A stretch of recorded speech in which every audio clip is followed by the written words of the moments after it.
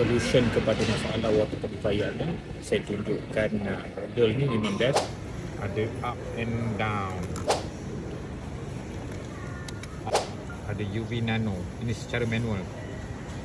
Air ambient dengan air sejuk boleh keluar 3 liter. Hot water ada 3 temperature, 85 kopi, 40 susu baby, 75. Ada sukatan 120, 250, 500, 1000. Up and down. Top.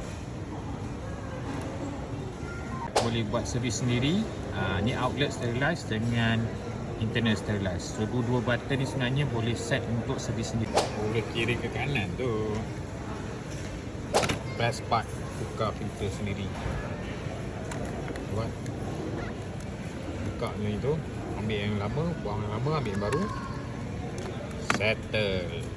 So macam unit ni memang best. Sekarang ni dari promotion 9 bulan RM30. Lepas tu harga dia 7 bulan sampai 84 bulan. So berat-berat agak rugi kan.